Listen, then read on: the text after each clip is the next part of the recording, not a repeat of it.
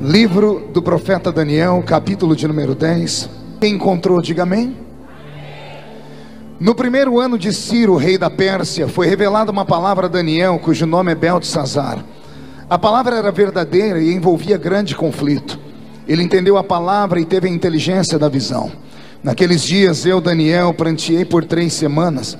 Manjar desejável não comi, nem carne nem vinho entraram na minha boca, nem me ungi com óleo algum, até que passaram as 3 semanas, e no dia 24 do primeiro mês, estando eu à borda do grande rio Tigre, levantei os olhos e olhei, e eis um homem vestido de linho, cujos ombros estavam cingidos de ouro puro de Ufaz.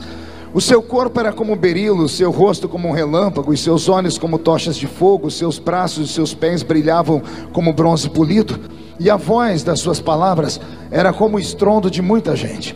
Só eu, Daniel, tive aquela visão. Os homens que estavam comigo nada viram. Não obstante, caiu sobre eles um grande temor, e fugiram e se esconderam. Fiquei, pois, eu só e contemplei aquela grande visão, e não restou força em mim. O meu rosto mudou de cor e se desfigurou. Não retive força nenhuma. Contudo, ouvi a voz das suas palavras, e ouvindo-a caí sem sentidos com o rosto em terra. Eis que certa mão me tocou, sacudiu-me, me põe sobre os meus joelhos e as palmas das minhas mãos. E ele me disse: Daniel, homem muito amado, esteja atento às palavras que eu vou te dizer. Levanta-te sobre os pés, porque eis que te sou enviado. E ao falar ele comigo esta palavra, eu me pus em pé tremendo. E então ele me disse: não temas, Daniel, porque desde o primeiro dia em que aplicastes o coração a compreender e a humilhar-te perante o teu Deus, foram ouvidas as tuas palavras, e eu vim por causa das tuas palavras. Mas o príncipe do reino da Pérsia me resistiu por 21 dias. Porém Miguel, um dos primeiros príncipes, veio para ajudar-me, e eu consegui vitória sobre os reis da Pérsia. E a igreja diz amém. Coloque a Bíblia no banco, na cadeira, e por gentileza pegue na mão da pessoa mais perfumada do seu lado. Isso ainda dá tempo. Aperte a mão da pessoa com carinho até ela falar aleluia. Eu acho que você não apertou direito. Eu escutei um glória a Deus, era para falar aleluia. Aperta com vontade até a pessoa falar aleluia. Isso, pentecostal que não faz barulho está com defeito de fabricação, não é? Vamos orar mais uma vez? Pai, a minha oração não invalida a oração do pastor Gilberto, que já me apresentou. Pelo contrário, a minha oração soma-se à oração dele. E antes que eu comece a contar os seus segredos para o seu povo, cerque este ginásio com a sua presença. E num raio de 5 quilômetros, onde houver um demônio alojado, eu dou a esses demônios segundos para sumirem da cidade de Suzano. Porque se não sumirem, serão queimados pelo poder da sua glória que aqui será derramada. Rasgue os céus sobre este ginásio. Manda anjos de fogo descerem aqui. Que estes anjos desçam trazendo brasas de fogo nas mãos. Comecem a esparramar estas brasas entre nós. E onde houver um crente cheio do Espírito Santo, pega ele nesta noite ainda, Jesus, e mostra o caminho da verdadeira e poderosa adoração. Fala conosco, fique conosco, é o que eu te peço agora e sempre. E toda a igreja diz: os que podem, tomem o seu assento, aplaudindo a Jesus, porque Ele é bom, porque Ele é maravilhoso.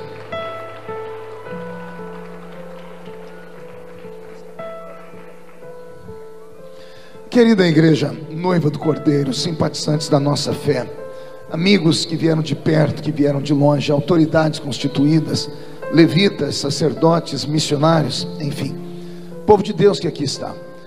Eu fiz uma proposta a vocês: pregar ou não pregar. A igreja optou por eu pregar. Então eu vou fazer um pedido agora. Eu gostaria que todos ouvissem o pedido. Eu tenho muita dificuldade em pregar e as pessoas andarem no meio da igreja. Tenho extremamente dificuldade de pregar e as pessoas andarem no púlpito.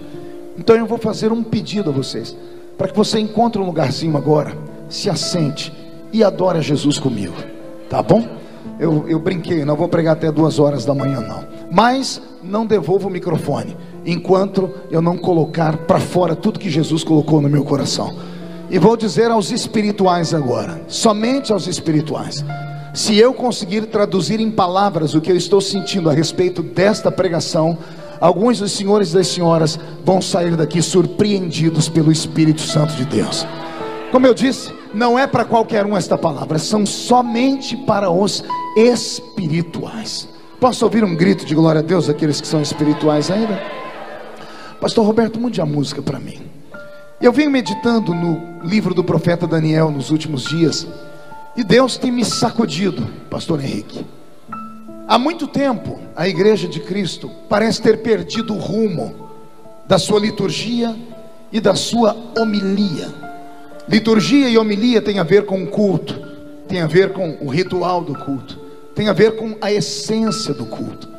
Tem muito tempo que nós não vemos mais acontecer aquilo que acontecia sempre, quando os nossos cultos eram um pouquinho mais simples, como línguas estranhas sendo interpretadas, crentes sendo arrebatados, pessoas recebendo dons, dom da palavra, dom da revelação, dom da ciência. Há quanto tempo você não tem na memória a lembrança de alguém caindo endemoniado em nossos cultos? Eu sei que alguém vai apelar e dizer: não, pastor, é porque nós estamos em tanta pureza e santidade que o demônio nem chega perto da igreja. Ah, se fosse verdade, né, pastor Gilberto? Ah, se fosse essa a realidade, mas a realidade é outra, é completamente oposta a tudo isso. No meio da caminhada, no meio da parafernália de instrumentos de alta tecnologia, no meio de um tempo onde os crentes têm dinheiro, têm carro, têm uma casa bonita para morar, no meio de uma época em que as pessoas têm muitos anéis de formatura no dedo, parece que a simplicidade do evangelho foi arrancada do nosso meio. Parece que aqueles crentes de antigamente, aqueles crentes que só tinham 2 dentinhos na boca, lembra? O zagueiro e o atacante. Aqueles crentes que eram analfa de pai e beta de mãe, que eram desprovidos de cultura teológica, mas que quando dobravam seus joelhos no chão, o céu era rasgado em 2 partes, e a glória de Deus não caía, ela desabava em cima de nós. Talvez eu esteja falando demais, talvez eu esteja falando num ambiente onde as pessoas falam assim: não, pastor, o senhor está errado, porque aqui em Suzano é diferente, aqui está acontecendo tudo aquilo que acontecia antigamente. Mas como eu viajo muito, e Jesus tem me levado pelo mundo todo, e eu já preguei em mais de 80 países do mundo, e só no meu Brasil mais de 4.000 cidades, eu tenho experiência e autoridade para falar. Alguma coisa saiu dos trilhos, e quem sabe nessa noite Jesus não faz as coisas voltar para o lugar, caso meia dúzia escute a palavra da pregação desse simples pregador. É claro que para eu poder pregar, o som tem que ficar do jeito que estava. Sumiu a potência do som aqui, eu preciso que volte do jeito que estava. Não sei se alguém mexeu. Isso, devolva para mim o som, um pouquinho mais de peso. Agora chegou. Se ficar assim vai ganhar um beijo, tá bom, meu irmão? A igreja dá glória a Deus pela vida do sonoplasta? Pronto. Então venha comigo. Roberto, mude a música. Eu li um texto no capítulo 10. Eu sei que a leitura foi extensa, mas era importante fazer a leitura. A leitura se dá num tempo difícil, num tempo distante. O profeta Daniel é a voz de Deus na terra. Esse Daniel não é um super-homem. Esse Daniel não é um semideus. Esse Daniel não é não é o quarto membro da Trindade. Esse Daniel é apenas um homem, é um mero homem. E eu insisto na palavra, ele é apenas um homem. Eu disse que ele é apenas o quê? Não ouvi. Ele é apenas o quê, igreja? E eu não sei se você se lembra o que significa a palavra homem. A palavra homem vem de humus, e humus é terra misturada com esterco. Estercos são fezes, e fezes são dejetos que nem o organismo aproveita, por isso é eliminado. Então o termo homem, a palavra homem significa terra misturada com esterco. Ou seja, é um nada.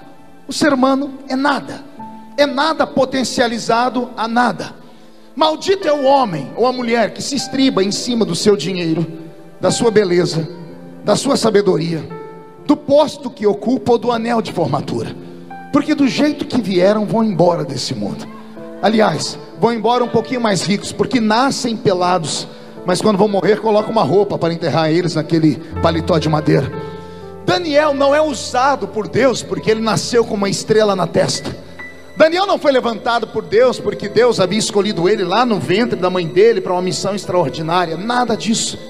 Daniel era só um moço da terra sagrada de Jerusalém, que teve a infelicidade de ter nascido num tempo em que o pecado dos seus pais chegou tão ruim diante de Deus, que Deus retirou a mão do seu povo, e o povo dele então foi arrastado para dentro de Babilônia e foi escravizado. Daniel assistiu o assassinato do pai e da mãe. Vai anotando essas coisas. Daniel viu os seus algozes entrarem em Babilônia e sangrarem o pai e a mãe dele ao fio da espada. Daniel viu os seus sonhos serem arrancados dele. Ele era um menino da alta aristocracia judaica, era um menino estudado, era um menino preparado, seria um grande homem na sua terra. Mas ele vem numa leva com os homens e mulheres que são escravizados. Ele vem com grilhões nos pés, grilhões nas mãos. Imagine um homem que viu o pai e a mãe serem assassinados, viu os seus sonhos dissiparem, viu a sua religião ser destruída, e agora ele está dentro de uma terra. Colocam comida boa para ele, carne assada, picanha, e ele diz assim: não vou comer. E alguém pergunta por quê? Porque isso aí foi consagrado a um Deus estranho.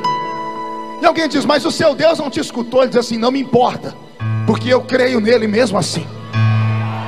Vou falar de novo: não me importa se ele me ouviu ou se ele não me ouviu, se ele salvou ou se ele não salvou, se ele me deixou livre ou se ele me deixou escravo. Eu continuo acreditando nesse Deus acima de qualquer coisa. Preste atenção: Israel está cativo. Diga comigo: cativo. O cativeiro é um juízo. Não é verdade, pastor Gilberto? O cativeiro é um juízo. Se Deus levou o povo para o cativeiro, é porque Deus estava irritado com esse povo. E se Deus levantou esse povo para ir para o cativeiro, Deus disse assim: eu vou abandonar vocês, vocês vão ficar na mão dos inimigos, vão sofrer até aprender. Todos são escravos. Mas aí Deus pega um escravo que olha e diz assim: eu ainda acredito em ti. Daniel provocou o coração de Deus. Eu imagino Deus dizendo: não acredito, eu deixei ele sofrendo, mandei, a mãe e o pai morreram, e ele ainda acredita em mim. Esse moço não é normal. E a minha Bíblia diz que Deus unge Daniel. Só que o que eu vou falar agora, eu acho que você nunca ouviu na vida. Você já ouviu Deus ungir alguém? Deus unge homens e mulheres. Deus unge os olhos para dar visões. Deus unge a boca para cantar e pregar. Deus unge os ouvidos para ouvir a sua voz. Deus unge os pés para saírem correndo pregando. Deus unge as mãos para curar os enfermos. Eu já vi Deus ungir muitas partes do corpo, mas a parte que Deus ungiu em Daniel me dá arrepios, porque a Bíblia diz que Deus ungiu a mente dele. Tem que ser muito inteligente e muito espiritual para compreender. Eu vou repetir: Deus, Henrique, ungiu o cérebro dele. Deus ungiu os neurônios dele. Deus mexeu com a inteligência dele. Deus não deu para ele uma voz bonita para cantar e encantar o coração dos reis, não. Deus não deu para ele habilidade com as mãos para construir coisas, também não. Deus não deu para ele habilidade nas pernas para ser o maior atleta de Babilônia, não. Deus ungiu a cabeça dele, o cérebro dele.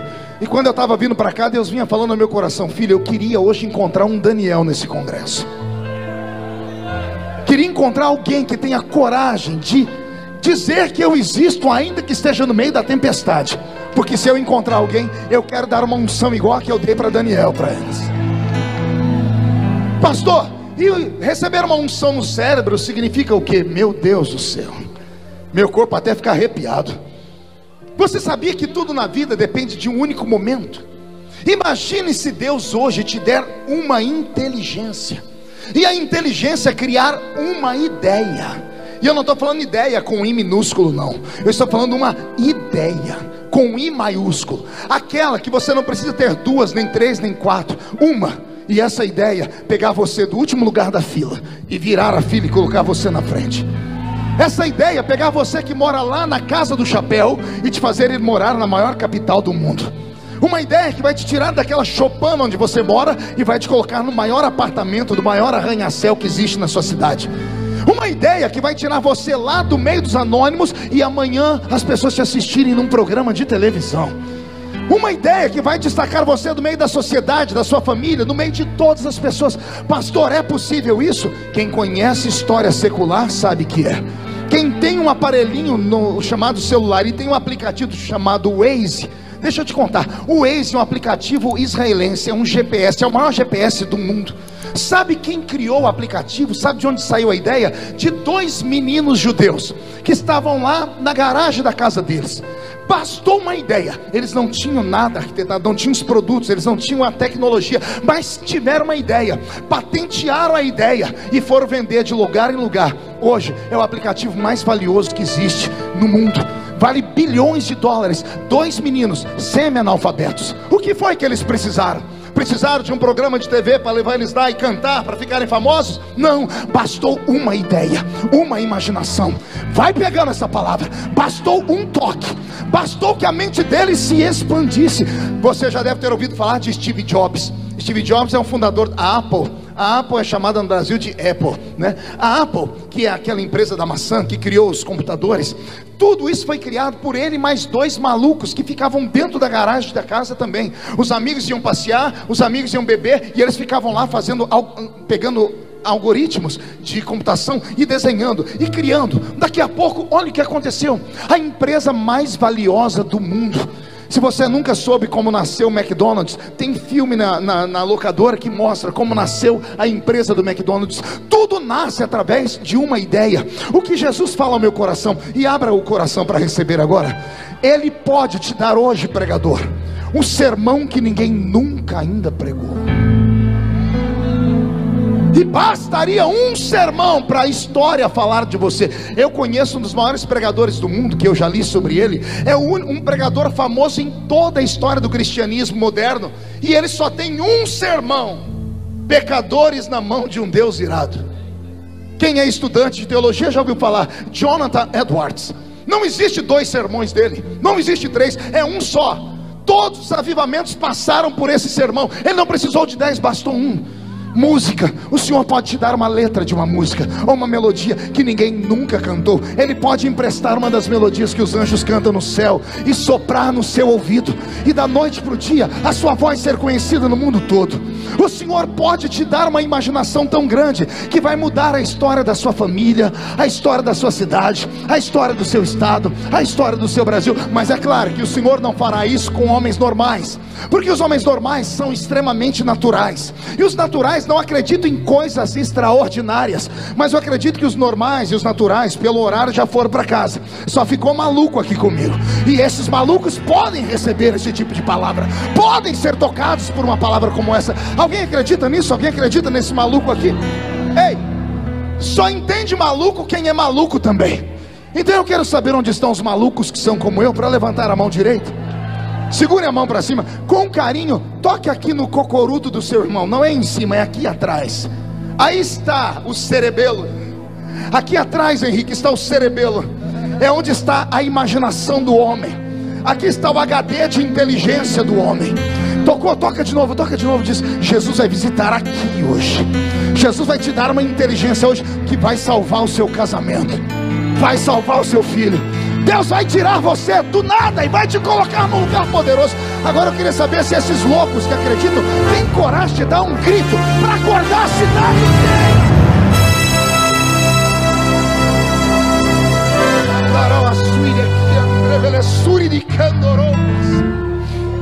Roberto, mude a música.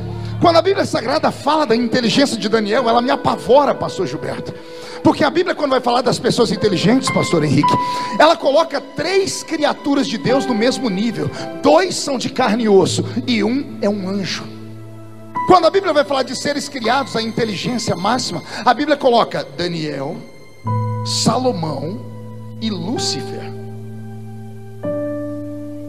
Daniel e Salomão eu entendo, são homens. Mas Lúcifer, o maior de todos os anjos criados por Deus, tão grande que achou que podia ser o próprio Deus. A sabedoria que Deus deu para esse homem de carne e osso aqui foi do nível de um anjo. A ciência diz que o ser humano usa no máximo 10% da capacidade mental. Alguns seres humanos nascem com habilidades. Esses dias eu assisti a entrevista de um menino de 8 anos de idade que já está terminando a faculdade. Ele já está criando uma tese sobre física que nem Albert Einstein teve. 8 anos. O que essa criança tem que eu e você não temos? O cérebro dela se ampliou. Ela usa mais do que 10% do cérebro. Então, se alguns nascem com isso, e a ciência diz que isso é uma anomalia. Pessoas autistas, por exemplo, 95% dos autistas, eles têm ideia fixa ou visão fixa. Eles são capazes de decorar livros inteiros de 1.000, 2.000 páginas. Pessoas autistas, e alguns são quase autistas, têm uma inteligência extraordinária. Tem um pregador amigo meu que é assim, só que eu não vou falar o nome, senão as pessoas expõem depois. Depois você me pergunta que eu te falo quem é. Há uma habilidade tremenda, porque o cérebro humano não é uma coisa comum, semelhança de Deus. O que foi que Daniel fez? Daniel chamou a atenção de Deus porque ele começou uma consagração, ele começou e Daniel se tornou pai de uma geração de homens e mulheres que amam jejuar. Até os dias de hoje as igrejas fazem, estamos no jejum de Daniel. Só que o jejum que as igrejas fazem não tem nada a ver com o jejum de Daniel, porque eles fazem 21 dias, e o jejum de 21 dias não é comer legumes. O jejum de 21 dias é o que eu vou pregar hoje aqui, do capítulo 10. O jejum do legume é no início da chamada dele, quando ele entra lá dentro. Isso é uma coisa. O jejum de 21 dias não é para qualquer um, não. Esse jejum é só para homens e mulheres que estão cansados de uma vida rasa, que estão cansados de entrar na igreja e olhar para a igreja e ficar com raiva, porque quando põe o pé na porta da igreja, dá uma olhadinha e diz assim: eu já sei quem vai pregar. Pior, eu já sei o que a pessoa vai pregar. Eu já sei quem vai cantar. Pior, eu já sei o que a pessoa vai cantar. Mas tem uma coisa pior do que tudo isso, é você chegar na igreja, dar uma olhadinha e dizer assim: eu já sei como é que esse culto vai terminar. O jejum de Daniel é para gente que está cansado disso. É para gente que está cansado de coisa comum. É para gente que acredita que Deus não mudou, que Ele é o mesmo de ontem, hoje e será eternamente o Criador. Alguém que acredita que Deus pode nos surpreender numa noite como essa ainda. Daniel foi se esmerando em jejuar, e isso foi elevando ele de posto. Nós sabemos a história. Era para ele ficar fraco e ele ficou mais forte. Era para ele ficar abatido e ele ficou mais robusto. Chamou a atenção das pessoas, então ele foi parar dentro do palácio. Ele foi tão poderoso e prodigioso que ele assessorou 3 imperadores babilônicos. Ele se tornou conselheiro, líder dos sátrapas, dos prefeitos de Babilônia toda. Ninguém fazia nada sem antes consultar Daniel. Tamanha foi a inteligência que Deus deu a esse homem. Só que Daniel sabia que a sua inteligência não vinha da terra. Então ele sabia que conquistar não é difícil, manter é. Pega essa palavra. Conquistar as coisas não é difícil, mantê-las é. Aí é que está o negócio. Pregar nos Gideões não é tão difícil. Difícil é pregar 20 anos consecutivos. Você está entendendo? Cantar uma música que estoura nas paradas de sucesso e você vai lotar estádios é fácil. Quero ver você fazer a segunda música. Quero ver pegar igual os cantores de antigamente da nossa safra, Feliciano Amaral, que cantou 40 anos e nunca saiu das paradas de sucesso, Shirley Carvalhais e outros cantores daquele naipe. Essa safrinha nova cantam as músicas muito bonitas, badaladas, mas a gente nem sabe quem são. Cadê eles? O de ontem estava acima da média, hoje a gente não sabe nem onde a criatura está. Chegar não é difícil, manter é difícil. Daniel entendeu que ele conseguiu a atenção de Deus. Então o que ele fez? Ele manteve. E ele manteve como? Ele manteve uma vida de jejum. Daniel é o homem do jejum. Ah, velho e poderoso jejum. Deixa eu falar com os meus irmãos de cabelos brancos aqui. Quem sabe os jovenzinhos vão entender. O velho e poderoso jejum. Jejum que nos ensinaram antes de nos ensinar a ler a Bíblia. Era aceitar Jesus como Salvador, e alguém já dizia: aprenda a jejuar. Nunca nem explicaram para que era o jejum. O jejum só tem uma função: ele mortifica a carne. Ele mortifica o que, igreja? Ele mata o que? Pastor, e para que é que os homens da Bíblia como Daniel jejuavam? Porque Daniel, antes de outros, antes de nós, descobriu que o homem não é só carne. Como somos imagem e semelhança de Deus, e o nosso Deus é um Deus trino, ou triuno, que se revela em Pai, Filho e Espírito Santo, o homem também é um ser tricotomo, que se divide em corpo, alma e espírito. O problema é que nos ensinaram errado. Quando você aprende uma coisa muito errada, é feita uma lavagem cerebral na sua mente, você trava. Sabe o que eu aprendi a vida inteira na minha igreja, na escola dominical da Assembleia de Deus? Que o homem tem um espírito. E isso é mentira. O homem não tem um espírito. O homem é um espírito. O homem tem um corpo. Porque o ter é passageiro. Você tem agora e não tem amanhã. O ser é eterno. Você é hoje e será amanhã. Eu não tenho um espírito, porque se eu tenho, eu posso ter hoje e perder ele amanhã. Eu tenho um corpo, e foi Salomão que ensinou: o corpo, quando morre, volta ao pó. Mas e o espírito? Não ouvi. O pó volta ao pó, porque não presta para nada. Mas e o espírito? Esse volta para Deus, porque Deus é eterno. Então eu não tenho um espírito, eu sou um espírito. E aqui começa todos os problemas. Eu espero que você tenha paciência e não fique escandalizado. Por que que os cultos de antigamente eram mais vivos? Simples. Os crentes de 30, 40 anos atrás só tinham 3 lugares para ir: igreja, trabalho e a sua casa. Nossos velhos pais ensinaram: o corpo para nada presta, então abandona a vaidade. Pega uma foto de você há 15 anos atrás, você não sai correndo. Pega as igrejas, pega aquelas fotos. E quando aquele amigo nosso fala assim, ó, postei no Facebook, aí na mídia social, uma foto nossa de 30 anos atrás. Tem irmã que faz o sinal da cruz. Meu Deus, arranca esse negócio. Porque se olha lá, é uma criatura desarrumada demais.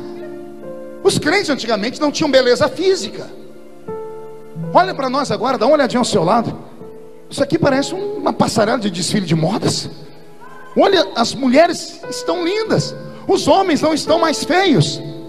Por quê? Porque de tanto falarem para nós que a presença, a aparência, a primeira impressão é que fica, a gente cuidou demais disso aqui, ó. Os nossos pais estavam se lixando para isso aqui. Eles davam valor àquilo que estava aqui dentro. Não tinha instrumento como esse, era pandeiro e sanfona. Não tinha música linda com 50 milhões de instrumentos e os músicos dançando e pulando. Não. Mas quando começava a cantar, foi na cruz, onde um dia eu vi meus pecados castigados em Jesus. Foi ali, e os meus olhos, e agora não precisava de mais nada. Por que que o céu se misturava com o nosso culto? Porque o crente, para vencer a perseguição, e não era perseguição como a de hoje, não, era perseguição em casa, era perseguição com o vizinho, era perseguição com o trabalho, era perseguição política, era perseguição com a polícia. O velho presbítero Ovídio Ramos, em quem eu me espelhei, quando estava cansado e queria dar testemunho para a juventude, ele chamava a gente lá na casa dele, levantava a camisa e mostrava as cicatrizes nas costas que ele apanhou de padres que pegavam chicotes e batiam nas costas dele porque ele era crente. Esse mesmo homem não sabia ler nem escrever, mas pense em qualquer doença que corria dele. Você não entendeu, né? Eu vou repetir. Pense em qualquer doença que corria dele. Podia estar doente do que for, era só lá levar para o irmão Ovídio. Ele tinha uma mão desse tamanho. Ele pegava óleo, e não eram esses óleos que vêm de Jerusalém, não, que vem com perfume de mirra. Ele pegava óleo de cozinha, banha de porco. Vem cá, a Bíblia diz que a oração do presbítero com óleo cura. Pá! E a pessoa era curada. Meu corpo está inteirinho arrepiado, você acredita? Estou todo arrepiado. Eu acho que Deus está confirmando essa palavra. O Senhor está dizendo, era por isso que eu operava. Porque a igreja não vinha para iniciar o culto na igreja. A igreja já começava o culto em casa. O culto do crente começava dentro do banheiro, ou debaixo do chuveiro, ou tomando banho na bacia. Começava a cantar, chegava na igreja meia hora antes, dobrava o joelho e orava. E só levantava do joelho quando escutava a voz do pastor cantar uma melodia muito linda. Oh Senhor, em fervente oração, eis o meu coração. Ah, meu Deus. Essa voz do nosso pastor fazia a gente levantar chorando. E a gente chorava por quê? Não é porque a melodia era bonita, porque o instrumento era forte. É porque a gente já vinha em oração. Nós preparávamos nosso espírito nós jejuávamos, nós líamos a Bíblia, nós não tínhamos tempo para ficar 30 horas no WhatsApp, não havia tempo para ficar em Facebook, nós não perdíamos culto para final de Copa do Mundo que vai se lascar no inferno. A gente queria ver o culto do domingo, nós não queríamos ver novela, nós não queríamos ver o Big Brother, a gente não estava nem aí com a mensagem da Rede Globo, do Jornal Nacional, a gente não se importava. Sabe por quê? Ensinaram a gente: quando você aceita Jesus, você fica nesse mundo, mas você não é mais desse mundo. Você está aqui, mas você não é mais daqui. Tem alguém que acredita nisso? Então agora não dá um grito não, dá um berro de glória a Deus.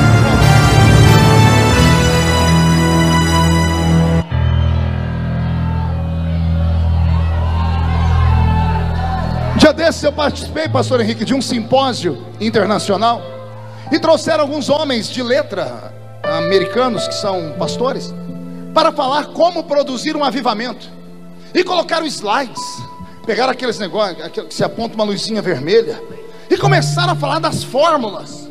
Se fizermos isso, mais isso, se colocarmos cada pessoa dentro de um raio de 100 metros, em oração, 5 minutos por dia, começaram a criar um monte daquilo. Eu comecei a olhar aquilo, eu tive uma crise de riso.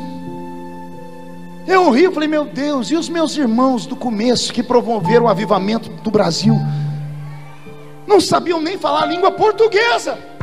Imagina tentar ensinar. Se você fizer esta matemática, tudo isso é conversa de homens. Avivamento não é provocado por homens. Pregador pode gritar, soprar, jogar paletó e não virar nada. Pode provocar uma mera emoçãozinha humana que vai começar aqui e terminar aqui mesmo. Agora o avivamento verdadeiro não vem da horizontal, ele vem da vertical. E quando ele vem, não tem homem, não tem demônio, não tem anjo, não tem política, não tem nada é capaz de roubar. A geração antiga promovia o avivamento porque provocavam Deus. E provocavam Deus por quê? Porque tinham vida no altar. Murcha a barriga, estufe o peito. Ah, se nós tivéssemos aqui dentro pelo menos uns 20 crentes como Daniel, teríamos um problema aqui. Pergunte qual? Ia ser um pandemônio. Pergunte por quê? Porque Daniel tinha revelação. Ele olhava, a pessoa podia estar rindo, pulando, gritando, ele não via a carcaça. Quem está em espírito enxerga o espírito. É Nicodemos pregando dentro da casa: eu sei que tu és mestre vindo de Deus, porque ninguém faz os sinais que tu fazes se Deus não estiver com ele. E todo mundo dentro da casa dizendo assim: é o maior pregador de Israel. Quando ele terminou, Jesus levantou e disse assim: olha, só te falta nascer de novo. Por quê? Porque as pessoas se espantam com a presença, as pessoas se iludem com a voz bonita, com a eloquência. Jesus não, Jesus olha por dentro. Vai doer só um pouquinho, vai doer só um pouquinho. Sabe por que não se manifesta mais demônios nos nossos cultos? Não é porque estamos em santidade, é exatamente o oposto. É porque o que temos de Deus é tão pouco, é tão tacanho. A unção, a graça, a glória é tão pequena que não faz cócegas no diabo. Porque o que faz o endemoniado se manifestar? Uma presença exterior fez uma pressão para dentro dele. A pessoa cai endemoniada nos cultos porque lá fora é o antro do diabo, a igreja não. Botava o pé aqui dentro, tinha um crente orando, outro em jejum, outro cantando, outro falando. A presença invisível oprimiu o diabo, e o diabo promete que não vai escandalizar. O diabo está congregando conosco. Os demônios congregam conosco na igreja. Zé Pilintra, Zé Pilantra, Exu Caveira, a pombagira então mora dentro da igreja. E não tem nada que expulse. Sabe por que não tem nada que expulse? Porque ninguém mais tem um dom, discernimento de espírito. Discernir espíritos. Não tem mais. Por que não tem mais? Porque ninguém mais busca. O crente fica o dia inteiro na frente da televisão, o dia inteiro no WhatsApp, a madrugada inteira trancado no quarto, entrando em site pornográfico, mandando foto pelado, fazendo biquinho. Aí vem para a igreja. Senta na igreja, cruza as pernas, põe na boca essa desgraça desse chiclete, estica um braço para cá, outro para lá e diz: vamos ver o que esse pastor tem para falar. Aí a criatura sai dizendo: essa igreja é gelada, essa igreja é fria. Frio é você, filho do Todo-Poderoso. Filho é você, você que precisa mudar. Está em nós.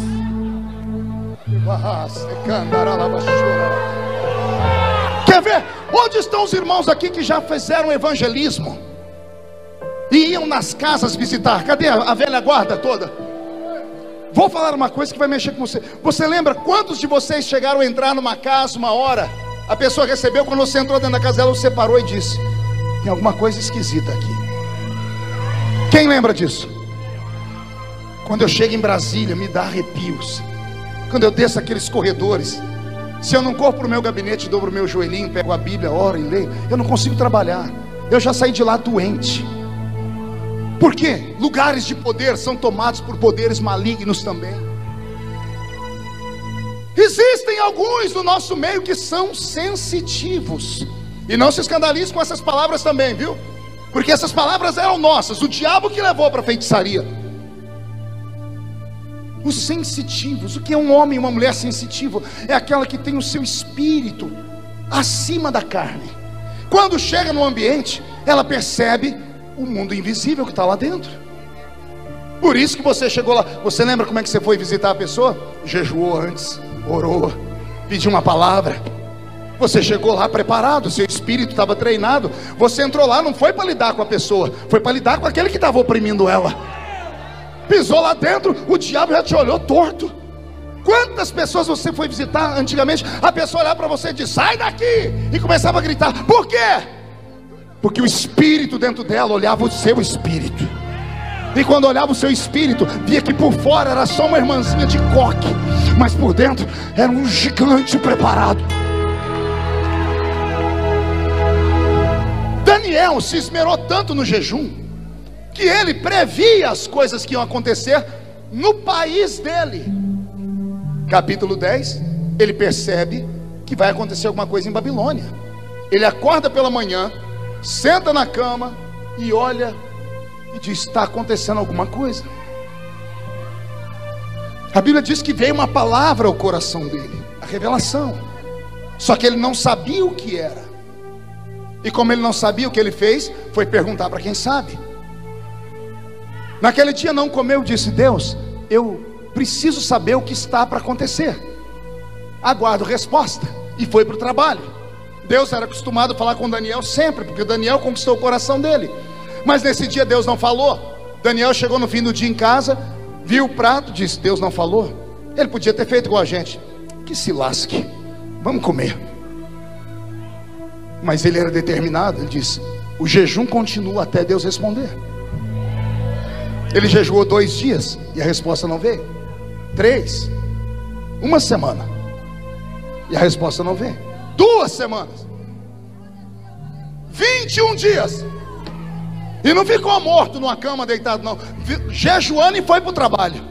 Ele estava na beira do rio Tigre, ele e os engenheiros de Babilônia construindo um aqueduto para levar água para a terra.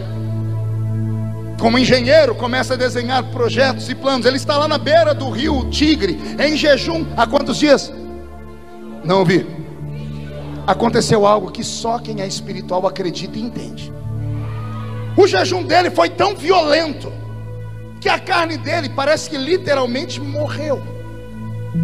E ele trouxe, porque estava em espírito, o mundo invisível para dentro do mundo visível. Emendou um jejum em 21 dias. Ele está na beira do rio Quebar. Vou deixar ele falar. Estava eu na beira do rio Tigre, quando eu olhei para o céu e vi um varão. E ele desenha o varão: rosto de bronze, braços e pernas de bronze, roupa feita de berilo, seus olhos eram como tochas de fogo. A sua voz era como a voz de muitas pessoas juntas, um eco, um estrondo.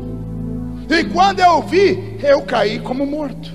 E agora vem a parte mais interessante, preste atenção. Daniel não estava sozinho, ele estava com os empregados de Babilônia, os ímpios, os pagãos, os adoradores de imagem, que não jejuaram, só enchiam a cara, bebiam, estavam lá trabalhando. Daniel diz: só eu vi essa visão. Não obstante, os que estavam comigo perceberam algo diferente e saíram correndo, com medo, e se esconderam. Imagina, você tem o seu amigo caiu, todo mundo vai lá para levantar ele. Levanta, o que aconteceu? Gente, vamos levar para o médico. Daniel caiu, os outros saíram correndo. Eles não viram nada, mas perceberam tudo. Assim diz o Senhor: quero eu trazer de novo esse tempo para a terra. De que forma? A senhorita na universidade, no próximo dia que for para a universidade, se acreditar no que eu estou pregando e entrar numa campanha de jejum e oração, não se assuste. Se você chegar na classe, sentar e a sua amiga, aquela Patricinha, tocar no seu ombro e dizer assim: e aí, amiga? Quando falar amiga, ela cai endemoniada para trás. Você começar a orar e as pessoas falarem: o que está acontecendo? Dia desse em Brasília, eu estava passando num corredor, um grupo de parlamentares me chamaram: pastor, o senhor pode fazer uma reza braba para nós aqui? Eu disse: por quê? Ah, porque o negócio está feio, pastor, nós estamos com medo, a gente não pode passar perto de um lugar que lava carro, que a gente já sai correndo. O motorista fala: vamos ali na Lava Jato, a gente já sai correndo na hora. Eu disse: ora, mas tem que ser uma reza brava. Disse: tem que ser bem brava, pastor. Eu falei: então vamos rezar. Fica de pé todo mundo, me deram os braços, diz: pegue na mão do outro, fechem os olhos, e não é para abrir enquanto eu estiver orando. E eu comecei a orar, mas não orei com equilíbrio, não. Eu estava vindo de uma campanha de oração, que eu ainda subo um monte para orar. Não sei se os crentes ainda acreditam nisso, porque eu precisava de uma vitória. E eu estava cheio de Deus. Quando eu comecei a orar, o Espírito do Senhor me tomou. Eu dei um grito, eu dei uma rajada de língua estranha, que eu abri o olho. Os deputados tinham uns que faziam assim, ai, quase tombaram. Eu falei: Jesus, não deixa cair, se cair um, cai tudo aqui. Quando eu vi que eles estavam ficando ruins, eu disse: amém. Quando eu falei amém, eu disse: pode soltar as mãos. Todos, sem exceção, soltaram e fizeram assim: nossa, que arrepia tudo. Estou tudo arrepiado, que reza braba é essa? Um falou para mim: o seu santo é forte, hein, pastor? Eu disse: você não sabe quão forte é o meu santo. O meu santo é tão forte que ele não dorme. Eis que não dorme o guarda de Israel. Ele não dorme, não tosqueneja.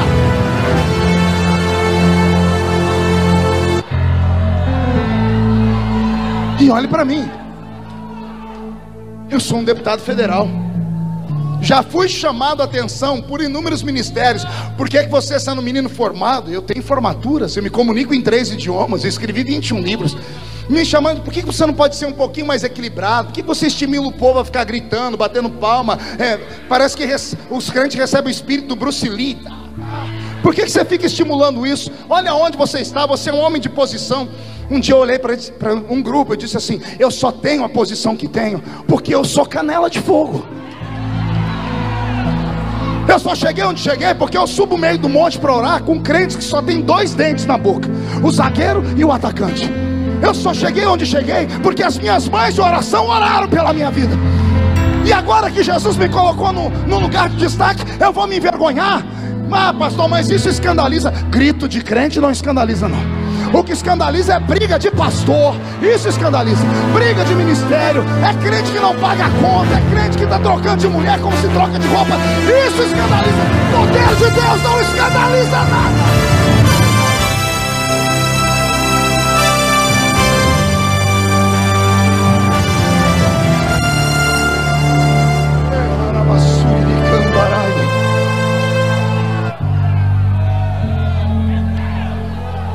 Eu vou falar uma coisa agora que vai doer. O problema do crente é quando ele não tem consistência.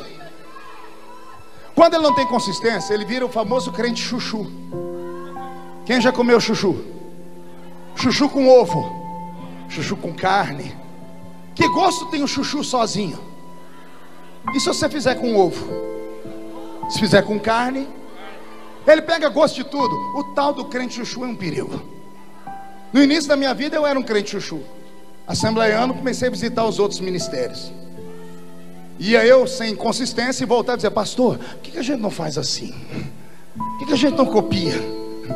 Um dia eu sentei perto do irmão Ovidio Ramos, aquele presbítero que eu falei aqui, e eu falei assim: irmão Ovidio, por que nós da Assembleia de Deus não batemos palma? Que naquela época eu não batia palma, há 20, 30 anos atrás não batia palma. E eu falei: por que nós não batimos palma? Por que a gente não bate palma? O velho olhou para mim, olhou para o céu, fechou o olho. Eu falei: dormiu, né? Aí ele falou: estou meditando. Ele olhou para mim e disse assim: nós não bate palma porque nós tem medo. Eu disse: e nós temos medo do quê? Eu disse: nós tem medo da palma ir para a pessoa errada, filho. A Bíblia diz: louvai ao Senhor com palmas. Mas na igreja é um perigo. Você foi naquela igreja ali, né, das palmas? Disse: fui. Que hora que eles batem palma, filho? Eu disse: a hora que o pregador fala uma coisa bonita. Ele diz: então, a palma é pro pregador que falou uma coisa bonita, ou pro Deus que está usando o pregador? Que hora mais bate palma? Quando o músico canta, quando os instrumentos são tocados, quando o cantor solta aquele agudo, o povo vai à loucura, assovia, bate palma e diz: filho, essas palmas foi pro cantor ou pro Deus que está usando ele, meu filho? Eu não sabia responder. Aí ele olhou para mim e disse: por isso que nós não bate palma. Aí ele falou assim: mas quando a gente tem vontade de bater palma, filho, a gente dá glória a Deus. Aí eu, ignorante, falei assim: e nós não tem medo de dar glória a Deus não, irmão Vídeo? Ele disse assim: não, meu filho, porque glória a Deus não tem erro, só tem um. Só tem um. Se você der glória a Deus aqui, dentro do carro, no banheiro, no shopping center, essa glória sai da terra, atravessa o céu atmosférico, atravessa o céu cósmico, vai até o trono dele. A ausência da glória de Deus está tamanha que as igrejas pentecostais, para manterem a tradição do barulho, emendamos os aplausos. Já tem algumas assoviando. Daqui a pouco só Deus sabe o que vai acontecer, porque o pentecostalismo tem tradição de barulho, mas o barulho de antigamente não era esse. Era barulho de língua estranha, era barulho de glória a Deus, era barulho de profecia, era barulho de interpretação de língua, era barulho de cânticos espirituais. As danças não eram essas danças bonitas que as meninas fazem hoje, usam aquelas roupas lindas e ficam aqui com balão. Nós tínhamos as nossas dançarinas há 30 anos atrás. O nome delas era Miriam. Quando elas ficavam cheias do Espírito Santo, e detalhe, não era jovenzinha não, era tudo de coquinho na cabeça, viu? E quando Deus tomava elas, elas iam só na graça. Passava perto da gente, arrepiava até o pé da gente arrepiava. Você está entendendo o que eu estou dizendo? Que Deus nessa noite traga a unção que caiu sobre Daniel. Quando você sair deste ginásio essa noite e atravessar aquela porta, não se assuste, porque se essa palavra colar em você, Deus vai abrir os seus olhos. E vai ter gente que vai querer se esconder, porque se Deus abrir os seus olhos como eu penso, você vai ter medo de entrar na rua da sua casa. Você vai ver demônios nas árvores, nos carros, nas esquinas, demônios nos homens, sentados nos ombros das mulheres, em cima de animais. Se o Senhor te der esta visão, não temas, não temas, diz o Senhor. Ele te deu autoridade, Ele te deu poder. Use o nome de Jesus e sai expulsando. Manda embora Zé Pilantra, Zé Pilintra, Chucaveira, tranca a rua, tranca o velho, tranca a velha. Manda pro inferno, porque a graça ainda está sobre nós. Ah, meu Deus. Alguns crentes têm essa habilidade. Você já percebeu que vem um cantor e canta um hino? Às vezes no culto vem outro e canta o mesmo hino. Um canta e você diz assim: uau, que linda voz, que coisa bonita. O outro canta, você não consegue, você começa a tremer, você fica sem fôlego, vontade de gritar. Tem pregadores que pregam 5 minutos, você começa a dormir. Tem uns que falam 2 horas, você fala: mas já passou. E alguém vai dizer que isso é dom de homem? Não. O que faz a música ser sacra não é o ritmo. Porque eu já ouvi alguém falar assim: porque forró então cai fogo. O outro não. O que faz a música ser sagrada é o vaso que está interpretando ela. É a vida que esse vaso tem diante de Deus. É isso que faz a diferença. Nós estamos buscando explicações na terra para coisas que não existem. O apóstolo Paulo, ensinando a igreja de Corinto sobre igreja, preste atenção.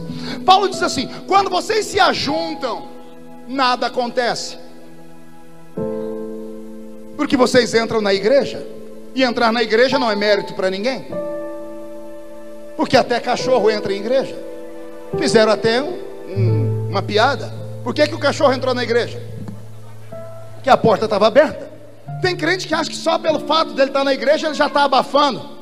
Dia desse eu terminei um culto lá na minha igreja, onde eu sou pastor, e lá na minha terra tem uma raça de crente que não tem aqui, só tem lá.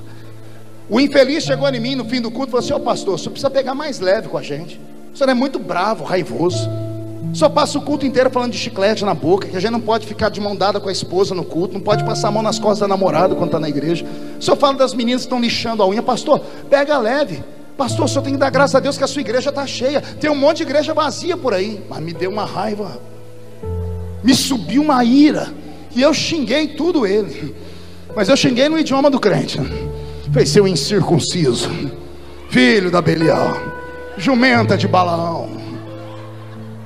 E falei para ele: você acha que vir à igreja é mérito para alguém? Vir à igreja qualquer um vem. Dia desse eu estava num culto no Paraná, num ginásio de umas 5.000 pessoas, um corredor aberto bem de frente ao púlpito e um cachorro deitado. E lá no sul do país os irmãos não são tão alegres como a gente aqui, são mais quietinhos. Daqui a pouco um crente deu um glória a Deus lá atrás, o ginásio inteiro olhou para trás. O cachorro não olhou também? Grita, e eu só olhando o cachorro. Um deu um grito do outro lado, todo mundo olhou e o cachorro olhou também. Falei: meu Deus, esse cachorro congrega aqui. Daqui a pouco, Henrique, o fogo pegou. O fogo pegou que os crentes começaram a pular, a gritar. O cachorro olhou para um lado, olhou para o outro. O cachorro não empolgou, gente. O povo gritou e o cachorro: au! Um diácono do lado do púlpito gritou: eita, que até o cachorro está crente. E eu estava com raiva. Eu falei: não tá não. Ele disse: tá sim. O infeliz, em vez de ficar quieto, obedecer o pastor, não me afrontou. O cachorro está crente? Sim. O pastor disse: não está não. Ele disse: o senhor não ouviu ele dar glória a Deus? Eu disse: eu ouvi ele latir. Ele disse: e eu interpretei. Eu já vi interpretar língua de anjo, língua de cachorro foi o primeiro. Aí eu falei: querido, deixa eu te dar um ensinamento. E disse para ele: esse cachorro nunca deu glória a Deus e nunca vai dar. Nenhum animal irracional dá glória a Deus. Pastor, o senhor não conhece o meu papagaio. O seu não, mas mandaram um para mim no WhatsApp, que eu falei: sangue de Jesus sem poder. Um papagaio não pregou uma mensagem minha? Emendou uma língua estranha, o infeliz. E o irmão falou: tá vendo aí, pastor? Suas mensagens são tão boas que até papagaio está pregando. Meu papagaio cheio do Espírito Santo. Eu disse: querido, é engraçadinho, mas não profana.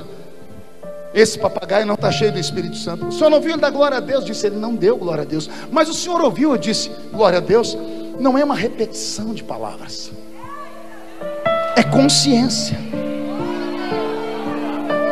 Não basta repetir. Na igreja mesmo tem glória a Deus e glória a Deus. Eu já vi gente dar glória a Deus para esconder um bocejo. A pessoa vai abrir a boca e diz: ah, glória. Esse glória foi para onde? A lugar nenhum. Mas não foi glória? Não, não foi glória. Foi um mero estribo de vozes, de barulho. Glória a Deus de verdade não sai daqui.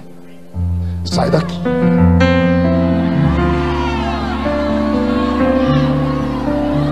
Aí eu disse para ele: papagaio não dá glória a Deus, cachorro não dá glória a Deus. A única raça nesse mundo que pode dar glória a Deus está aqui. Só esta raça. Olha o que Paulo diz: quando vocês entram na igreja, quando vocês se ajuntam, nada acontece. Mas aí ele deixa: mas se vocês se ajuntam, e uns têm salmos e outros têm testemunhos, aí vocês saem da terra e entram nas regiões celestiais. Ah, eu quero falar de novo: você sai da terra e entra nas regiões celestiais. Ei, batismo com o Espírito Santo não se colhe na terra. Dons do Espírito não se colhe na terra. Palavra do conhecimento não se colhe na terra. A igreja se reúne na terra, mas quando ela adora, ela entra nas regiões celestiais. Lembra do mundo paralelo que eu disse que tem um mundo invisível aqui? É nesse lugar que a gente entra. É nesse lugar que a gente atrai os dons. Eu imagino as regiões celestiais como um pomar, que o crente consegue subir quando ele está em jejum e oração, e lá ele começa a colher os frutos: batismo, cura, interpretação, palavra da ciência, discernimento de espírito, dons de operação de maravilhas, expulsar demônios, dons de curar os enfermos. Estão aqui em um outro nível, em um outro plano. Por que não acontece mais nada? Porque a gente não consegue sair da igreja. Entrar na igreja qualquer um entra, até cachorro entra. Agora entrar no culto, vou falar de novo. Entrar na igreja qualquer um entra. Agora entrar no culto, alguns aqui conseguiram entrar nesse ginásio, fizeram essa façanha, mas estão nesse ginásio desde a hora que entraram. Mas se você olhar do seu lado rapidamente, você vai ver alguém chorando, alguém orando em línguas. Você já viu alguém ficar de pé aqui? Você já viu alguém gritar? Essas pessoas já não estão mais na terra, elas estão nas regiões celestiais. E são essas pessoas que trazem a glória de Deus para cá. É isso que está faltando nos nossos dias. Daniel, quando viu aquele varão, caiu. O varão foi lá e colocou a mão no ombro dele e colocou ele de pé. Não deu conta. Daniel disse: eu fiquei sobre os joelhos e as palmas das minhas mãos. Ficou de quatro. O corpo dele não dava conta. Aí o homem disse: Daniel, você precisa ficar de pé para ouvir o que eu vou te falar. E Daniel arrumou força e ficou em pé. Agora ouça com o espírito que aquele homem falou para ele. Daniel, homem muito amado.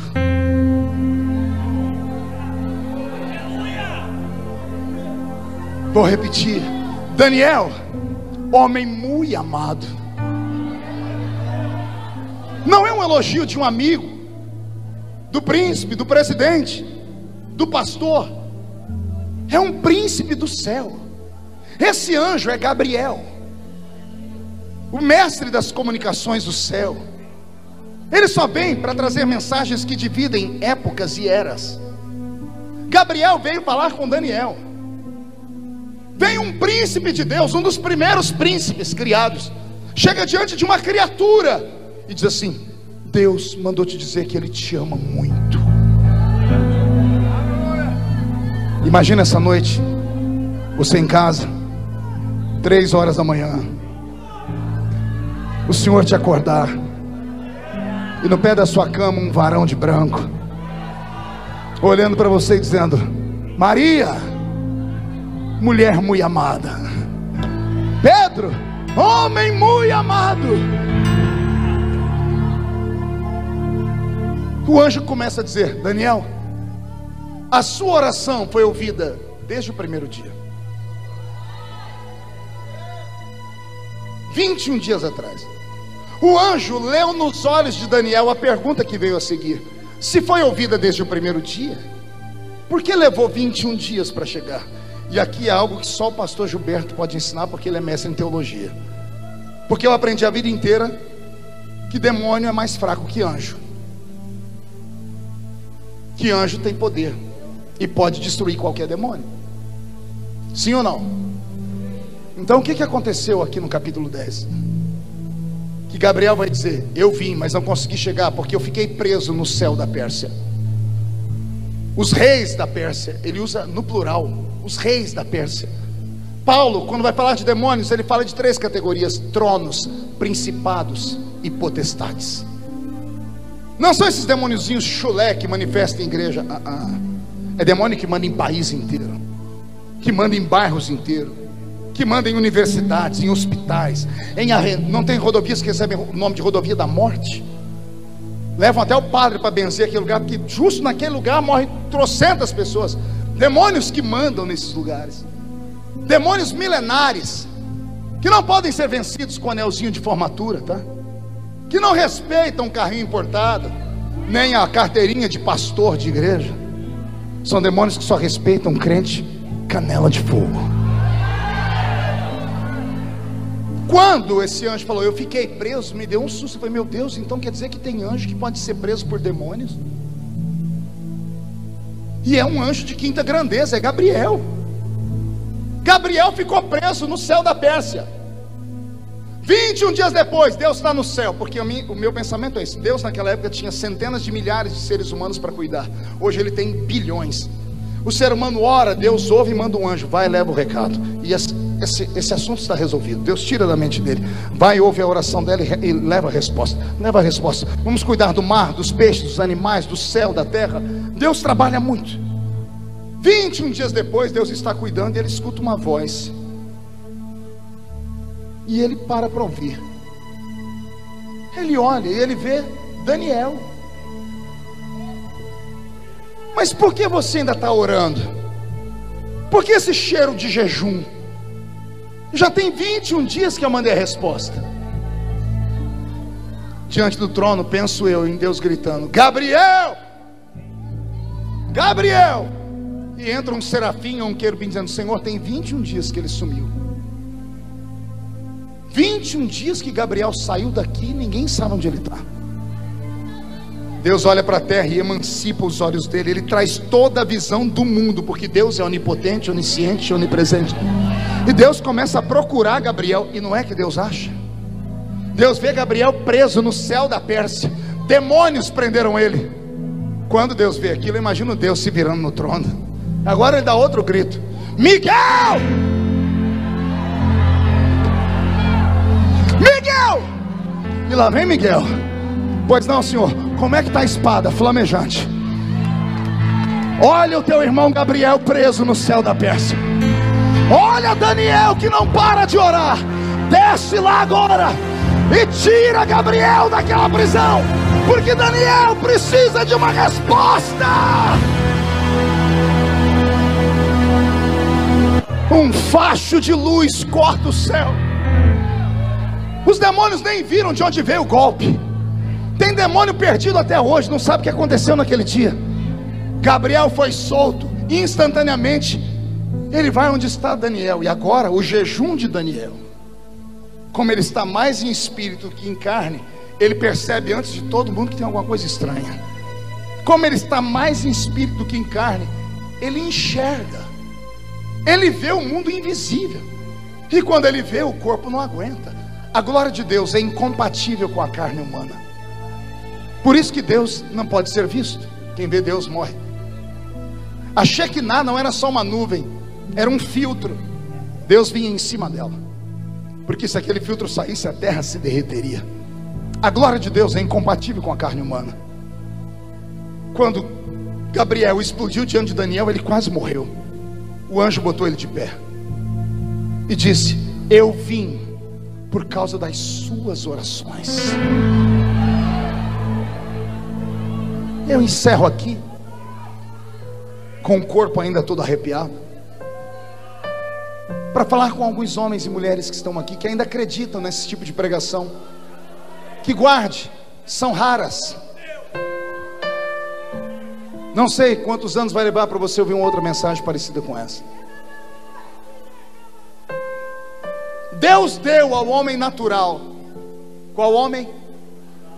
Natural. Qual homem? 5 presentes, que a ciência chama de sentidos. 5 sentidos tem um homem natural. Quais são eles? Visão, olfato, audição, paladar e tato. Para que servem esses 5 sentidos? Para que o mundo físico seja real para nós. Eu só posso ver a cor da sua roupa pelos meus olhos, ouvir a melodia que o Roberto toca pelo minha audição, sentir o perfume do pastor Henrique, que não é mais do Avon, por causa do meu olfato. Comi uma sopa antes de entrar aqui, um caldo verde que me mandaram, uma delícia, só senti pelo meu paladar. E eu só sinto a densidade dessa tribuna por causa do tato. Então, para que servem esses 5 sentidos? Para que o mundo físico seja real. Diga, para que o mundo físico seja real. Diga, para que eu perceba o mundo físico. Se ajeita na cadeira e não cai. Eu disse o homem natural, mas existe uma outra raça de homens. Paulo escreveu a carta aos Coríntios e disse: existe entre vós os homens naturais, mas eu encontrei entre vós homens espirituais. E o homem espiritual discerne tudo, interpreta, entende, tem a visão, a revelação de tudo. Se o homem natural tem 5 sentidos, ao homem espiritual Deus deu um sentido a mais, que eu chamo de sexto sentido. O que é o sexto sentido? Ele tem a mesma função dos outros 5, só que para o mundo dele. Se com os 5 sentidos eu percebo o mundo físico, com o sexto sentido eu percebo o mundo invisível. Eu sinto. E agora você quer escandalizar? Mas quando ele transformou em apóstolos, foram só 12. E mesmo esses 12 sendo apóstolos, só teve 3 que Jesus revelou para ele coisas extraordinárias. Jesus vai se transfigurar no alto do Monte Tabor. Ele vai brilhar como o sol e vai flutuar, tá bom? Ele tem 12 apóstolos. Ele diz assim: nem todos estão preparados. Só pode ir quem acredita nessa loucura. Pedro, Tiago e João, vem. Os outros eram apóstolos, mas não puderam subir. Jesus vai ressuscitar a filha de Jairo. Ele entra no quarto, a menina está morta. Entra o pai e a mãe, lá vem os 12. Jesus põe a mão na porta. Mas somos seus apóstolos, mas nem todos estão preparados para ver. Só entra os malucos, Pedro, Tiago e João. O resto fica aí orando. Será que você consegue compreender isso? Existem alguns entre nós que podem ver o que ninguém viu, ouvir o que ninguém ouviu e sentir o que ninguém sentiu, porque não são homens e mulheres normais. Você pode trazer o mundo invisível para dentro da sua terra. O Senhor vai te dar esta graça essa semana. O Senhor vai devolver os seus sonhos. O Senhor vai levantar o seu ministério. Mas para isso, você precisa voltar a ser o que você era. Você precisa voltar a acreditar nessas coisas eternas. Pastor, mas a gente está mais moderno. O crente pode ser moderno, mas ele não precisa ser mundano. Pastor, mas a igreja está para frente e por isso deixamos Jesus para trás. Podemos ser modernos, podemos ser pessoas estudadas, mas isso não pode atrapalhar a nossa vida espiritual. Vai acontecer um rebuliço na sua casa, e só quem crê nessa loucura fica de pé comigo. Feche os seus olhos. Eu vou fazer um convite apenas nesta hora.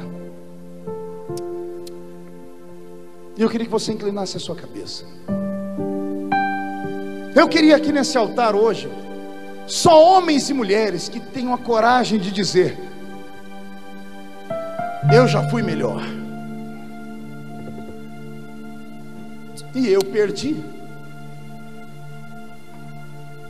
o batismo com o Espírito Santo, eu perdi o dom, eu perdi a profecia, eu perdi a unção. Em algum caminho, em alguma esquina da vida, eu perdi a sensibilidade. E enquanto eu pregava, você disse: Deus, eu queria de volta. Porque Deus não mudou. Pastor, mas se eu for aí vão falar que eu sou fraco. Quem fala de você não paga as suas contas. Mas se você tiver coragem de vir aqui buscar, eu vou orar para Jesus devolver para você. Para isso você precisa quebrar o orgulho, porque se quebrar o orgulho, ele te leva no jardim. E se ele te levar no jardim, você vai conhecer Jesus de verdade. Isso, vem chorando, mas não venha pensando que sou eu que vou te dar. O altar é o ponto de encontro entre o homem e o Criador. Eu posso te trazer até aqui. Daqui para cá é só você e Deus. Vem, vem, vem. Se chegue mais para cá, para que o corredor fique livre. Tem muita gente vindo. Vem. Isso. Incline a cabeça. Pegue na mão de quem está do seu lado. Se eu vender tudo que tenho, Jesus. em troca do amor, Chora mesmo. falharia. Isso.